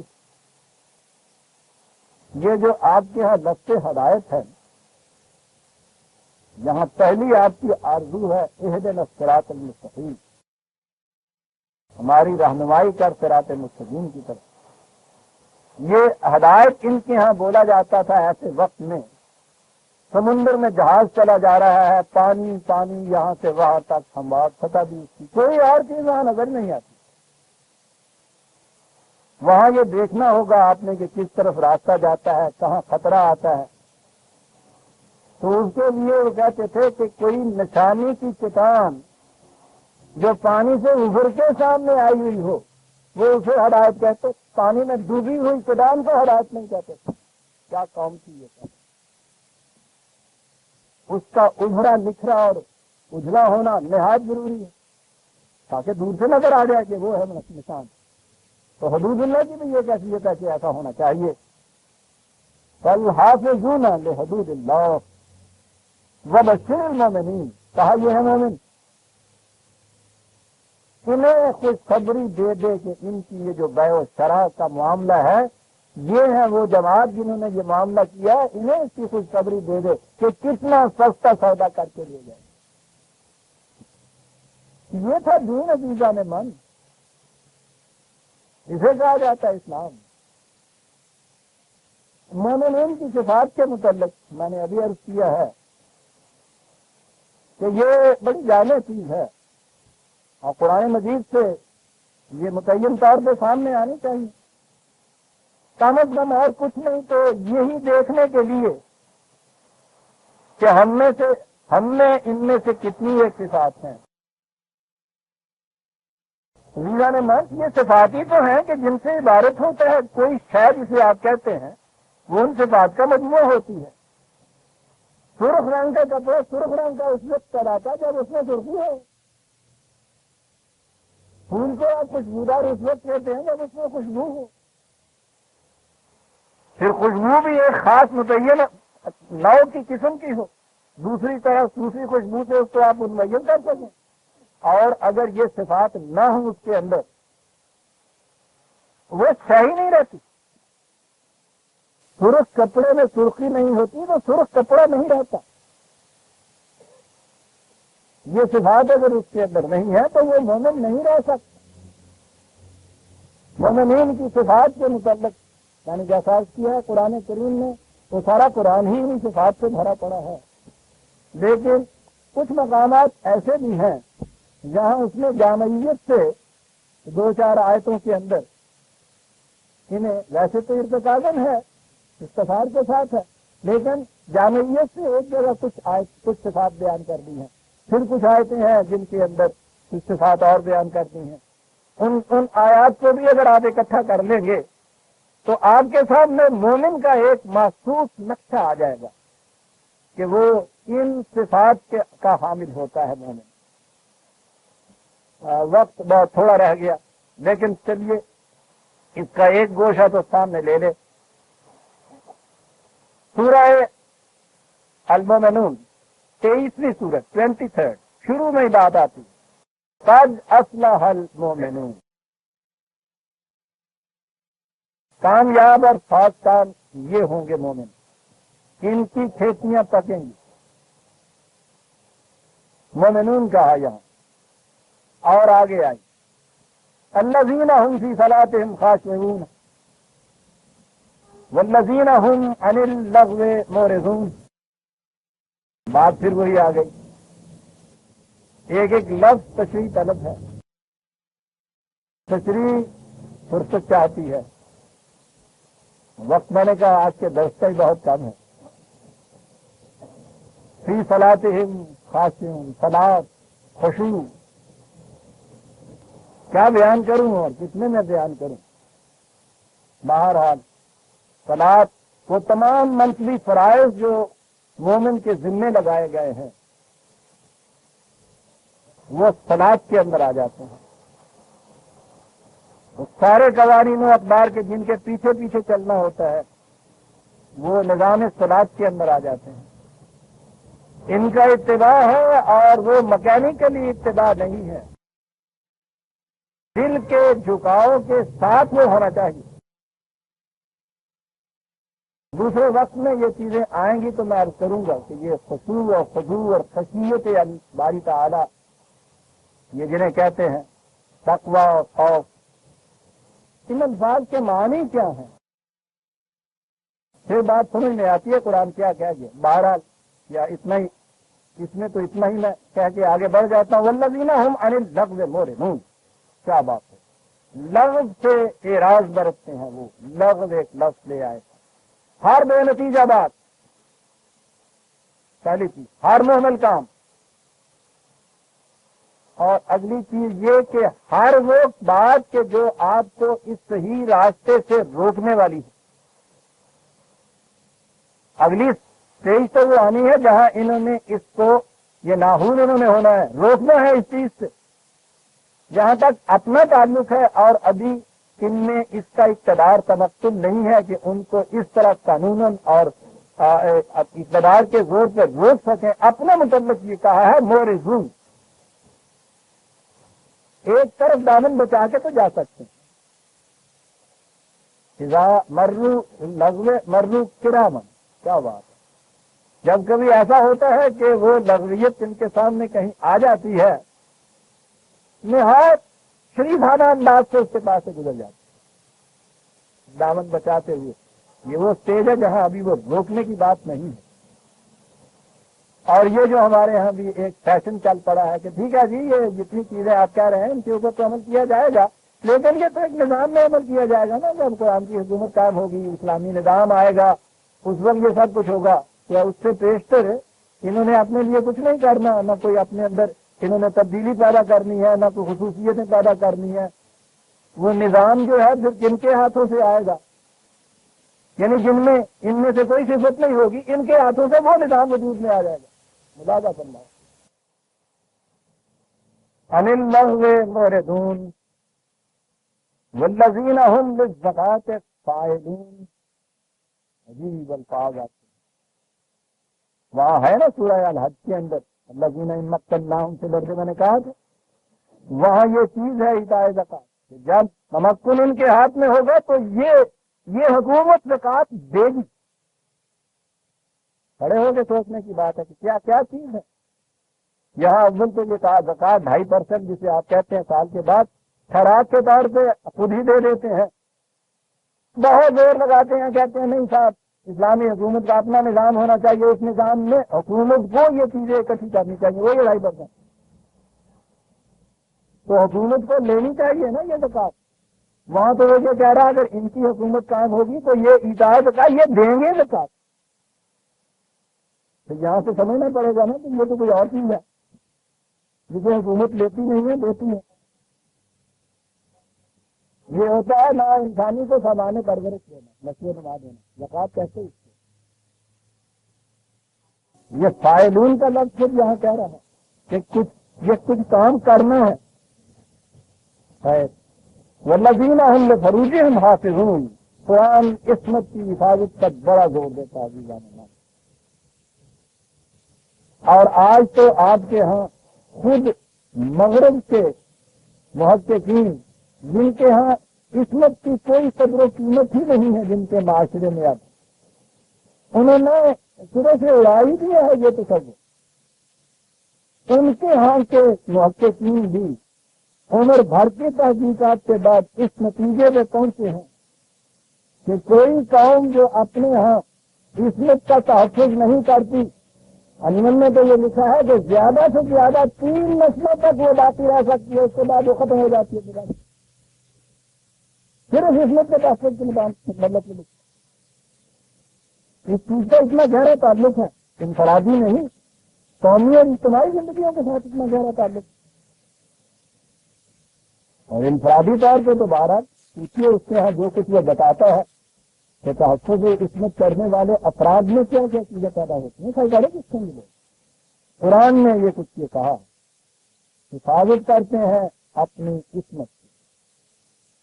تو آگے بتایا ہے کہ یہ حفاظت وہ راہبوں کی طرح نہیں کرتے، جوگیوں سنیاسیوں کی طرح نہیں کرتے، عیسائیوں کی خانقاہیت کی طرف نہیں کرتے، ان کے یہاں شادی کرنا ہی جرم ہے، گناہ ہے نہیں۔ جو صحیح اور فطرت کا جائز طریقہ قرآن میں بتایا ہوا ہے، اس سے اس جذبے کی تشکیل کرتے ہیں۔ اللہ علی ازواجہم او ما ملکت ایمانہم فانہم غیر ملومین۔ اس معاشرے کے اندر، جب میں یہ بار بار بتا چکا ہوں، جب حدود پہلے سے آنے والی غلام اور لونڈیاں وہاں موجود تھی، معاشرے نے ان کو ریکگنائز کیا تھا۔ قرآن بھی جب آیا ہے تو اس نے غلام اور لونڈیوں کو تو دروازہ بند کر دیا، لیکن جو چیز اس وقت تھی اس کو اوور نائٹ اس نے ایکسپٹ نہیں کیا۔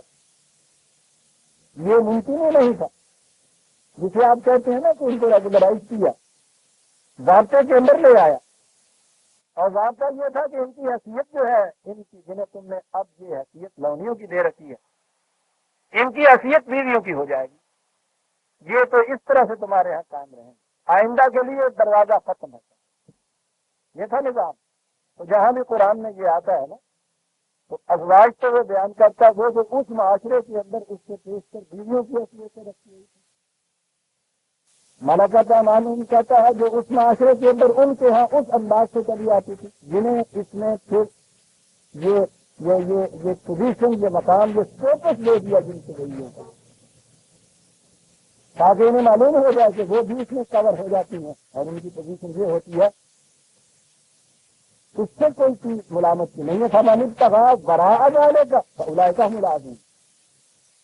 اس کے علاوہ جو کوئی طریقہ اختیار کرے گا اس جن کی جذبے کی تقسیم کا، تو وہ حدود سے تجاوز کرنے والا قرار پائے گا۔ والذین هم باماناتهم وعهدهم راعون۔ یہ وہ لوگ ہیں کہ اپنی امانات اور اپنے عہد اور اپنے وعدوں کی بڑی رعایت کرتے ہیں، بڑی حفاظت کرتے ہیں۔ امانت کا لفظ ہمارے ہاں تو کچھ ایک محدود سے معنی میں آ گیا نا کہ کوئی چیز کسی کے پاس ہوتی۔ امانت کی وہ شے ہے، کوئی شے جو آپ دوسرے کو دے کے اپنے آپ کو امن میں محسوس کرنے لگ جائیں۔ جو غم ملا اسے اس نے جانا بنا دیا۔ بڑے سے بڑا راز، بڑی سے بڑی چیز، اپنی کوئی عزیز کی شے، متاع ہو، کوئی شے بھی جو ہو، دوسرے کے بھروسے کے اوپر کامل سے، یہاں تو تعاون ہے باہمی تعاون کے بغیر تو معاشرہ ہی کام نہیں رہ سکتا۔ یہ معاشرے کا تو لفظ تعاون کہتا ہے، یہ تو حیثیت سے ہے۔ فرد اکائی یونٹ جو ہے وہ تو معاشرہ نہیں ہوتا، یہ تو ایک کے ساتھ زیرو ملتا ہے تو یہ ایسے بنتا ہے، وہ دو مل کے معاشرہ بنے۔ تو سوسائٹی جسے آپ کہتے ہیں اس کے اندر تو ایک دوسرے کے ساتھ تعاون کرنا ہوگا، ایک دوسرے کے ساتھ معاملات کریں گے۔ ان معاملات میں ہر وہ ہے جو آپ دوسرے کو سپرد کر دیں۔ کیا عجیب قوم تھی یہ کہ وہ لفظ امن سے ہی انہوں نے امانت بنائی ہے۔ ایسی صورت پیدا ہو جائے تو دوسرے کو سپرد کر دیں اور خود امن میں آتے۔ اب جس سے سپرد کی گئی ہے، آپ سوچیے اس کے اوپر کتنی بڑی ذمہ داری عائد ہے، فریضہ ہے۔ مومن کی صفت یہ ہے کہ وہ پھر اس کی یاد ہے۔ اسی طرح سے وعدہ جسے آپ کہتے ہیں، یہ بڑی چیز ہے جانے میں۔ ہمارے ہاں تو یہ اب فیشن بھی نہیں رہا وعدے کا حصہ۔ یہی ہم کہہ دیتے ہیں کہ ہاں صاحب وہ آ گئے، ہاں ہاں آئیں گے، بھائی 4 بجے آنا، ٹھیک ہے 4 بجے آئیں گے۔ وہ ادھر سے پہلے تو یہی چیز ہوتی ہے کہ جانا ہے تم نے، کہنا کہ صاحب کہاں جانا ہے ہمارے، پہلی چیز کہا تم نے، اس سے کہہ دیا تھا، کہا میں نے کہا تھا کہ انشاءاللہ آؤں گا، چل دو۔ وہ ذمہ داری اس کے اوپر کہ اگر اس نے کہا تو یہاں چلی گئی۔ اور پھر اس کے بعد اگر جانا بھی ہے اس کے بعد وہ کہتا نہیں ہے جاؤ، یہ کہنے لگے 4 بجے کا وقت دیا ہے، کہنے لگے پاکستانی کام ہے۔ یعنی پوری کی پوری قوم کی تحقیق یہ ہو گئی ہے، واقعی ہو گئی۔ آپ کہیں حماقت کر بھی کہتے معاف رکھیے، کہتے جانا ہوں حماقت، تو ٹھیک وقت پہ پہنچ جائے، جا کے پہنچانا پڑتا، بیٹھے آ رہے کھولے یا وہ میزبان کاٹ مارا ہوا آپ کے پاس بچارا، آپ اسے پوچھ رہے ہیں کہ صاحب یہ دیکھیے میرا اتنا وقت بھی ضائع کیا جہاں سکھا کے ہوا نہیں، وہ آپ سے کہہ رہا ہے کہ صاحب میں نے اس وقت میں سارے انتظامات کرنے تھے، میں نے بھی تو پہلے 4 بجے سے پہلے کچھ نہیں کیا ہوا تھا۔ اب یہ آگے بیٹھ گیا، دونوں ایک دوسرے کو دکھ میں سوچ رہے ہیں، ایسی ایسی تو باتیں ہوں گی، بڑی اچھے کی آپ نے بڑی ٹھیک کر لی۔ آپ نے بہت اچھا، دونوں کے دل میں زور ہے، بیٹھے سامنے وہ دل لیے ہوئے نہ تمنا لیے ہوئے، عہد وعدہ، اور یہ جو آپ کو ہر بات میں انتظار کرنا پڑتا ہے، یہ وعدہ خلافی۔ تو وہ سب بھی بات ہمارے یہاں جو ابتدا ہوتی ہے نا، بسم اللہ آغاز سحر، جنہیں عادت ہے وہ اخبار دیکھنے کی ہوتی ہے، لگا رہے ہیں کہتے دروازے کے باہر، روز آ جاتا تھا صاحب یہ 5 بجے پتہ نہیں کیا وہ تو اس کی لگی ہوئی نہ کرے، پھینکنے کی آئے تو 5 بجے پھینک دے، نہ 8 بجے تک نہ آئے، مستقل طور پر صاحب کیا ہوا بجلی سے لوگوں صاحب اس لیے بات دیکھنے کے لیے بات چھپوا رکھا ہے مجھے۔ آپ دیکھیے کہ اس دوران میں وقت بس اسٹینڈ کے اوپر کھڑے ہو جائیں، بس والوں نے وعدہ کیا تھا کہ یہاں 4 بجے آئے، کہاں سے بریا کریے یہ طرح کہ ہم تو چلے جائیے، آپ وہاں آپ کے یہاں یہ کہیے، دکاندار سے معاملہ کیجیے کے ساتھ، دیکھیے بڑی اہم چیز ہے، شادی کا معاملہ ہے، فلاں دن آپ کو یہ دے دینا ہوگا صاحب، بالکل بات اچھی بات، چلیے صاحب آپ کر کے دیکھیے، 20 آدمیوں سے معاملہ آپ کا پڑا ہوا، 20 آدمیوں نے آپ سے وعدہ کیا ہوا، وقت سے آپ کے یہاں ایک تقریب آ رہی ہے، اول تو ان میں سے تو ملتا ہی نہیں ہے، ملتا ہے تو پھر اس کے بعد سے بھی آپ کے لیے نہ لے کے آیا، آپ گزرے والے پھر جانا، بات بڑی چھوٹی چھوٹی، آپ کو پتا ہوتا کیا ہے، پہلی چیز تو یہ ہے وقت، آپ کو پتا کسے زندگی کہتے ہیں، زندگی ہوتی کیا ہے، وقت کے لیے کا نام زندگی ہوتی، کچھ نہیں ہے اور زندگی، اس میں سے اتنا زندگی کا اتنا حصہ آپ کا جو ہے اس طرح سے کٹ جاتا ہے، اور پھر اس میں چھوٹے میں بھی کٹتا ہے، یہ آپ کے یہاں کا جس اضطراب میں کٹتا ہے، جو ذہنی سوچ آپ کو ہوتی یہ ہے وہ قدم قدم کی فرکشن جس سے آفات پہ آپ کے اثر پڑتا ہے، یہ جو آپ کہہ رہے ہیں کہ صاحب یہ قوم اس میں سہار ہی نہیں رہی، برداشت کا مادہ ہی نہیں رہا، جس قوم کے ساتھ صبح سے سوتے وقت تک یہ کیفیت ہو کہ قدم قدم کے اوپر اس کے ساتھ ایک ترقی کی چیز آ رہی ہے، اس کے آثار کس طرح سے ساتھ آپ کا دیں، یہ جتنا وقت آپ کھڑے ہیں کچھ پتا نہیں کہ بات کس وقت آئے گی یا کس وقت چلی جائے گی، دھوپ میں ڈھکن تیل میں وقت پہ پہنچنا ہے دفتر میں یا کسی اور جگہ، ٹائم نکلا چلا جا رہا ہے، اس کا پتا کچھ سوچتے ہیں آپ کے حساب سے گزرتے کیا ہے، نتیجہ اس کا یہ ہے کہ نہیں آپ جہاں دفتر میں جاتے ہیں پہلی چیز جو آپ کی منشا کے خلاف ہوتی ہے وہاں جا کے یہ سارا غصہ نکلتا ہے جو بس اسٹینڈ پہ چلا، زندگی کام کی اس طرح سے گزر رہی ہے، آگے ہمیں بتاتے ہیں، اور وہ واقعہ بھی تھا، وہاں ہم نے دیکھا یورپ کی اقوام میں، اور وہاں ہم نے دیکھا لندن میں تھا، لوگوں میں بڑا سہار ہے، بڑی برداشت ہے، ٹھیک ہے، کس چیز سے ہے، پوری کام کی یہ کیفیت ہے کہ وہاں کوئی اس قسم کی فرکشن کی چیز ان کے یہاں نہیں ہے، یہاں سموتھلی سوئمنگلی ہر چیز اپنے اپنے وقت کے اوپر ہوتی چلی جائے، آپ کو تو آئیے آپ کے آسان کے تاج ٹوٹتے ہی نہیں، آپ دیکھ رہے ہیں کہ قرآن کی ان چیزوں سے جو بظاہر چھوٹی چھوٹی سی چیزیں ہیں، مومن کا سیوا یہ ہے کہ جب وہ کسی کی امانت اس کے پاس آتی ہے خواہ وہ رات کی چیز ہے، وہ امن میں ہو جاتا ہے کہ ہم مجھے کوئی پرواہ نہیں ہے، میں محفوظ ہاتھوں میں چلی گئی، جب جس بچے کا جب یہ وعدہ کرتا ہے اپنے آپ کا، یہی وعدہ نہیں بلکہ 2 پروگرام کے مطابق کچھ کام میں ہونی ہوتی ہیں، ہر چیز شیڈول پروگرام کے مطابق ہوتی چلی جاتی ہے، یہ ہیں وہ لوگ اولئک هم الوارثون الذین یرثون الفردوس،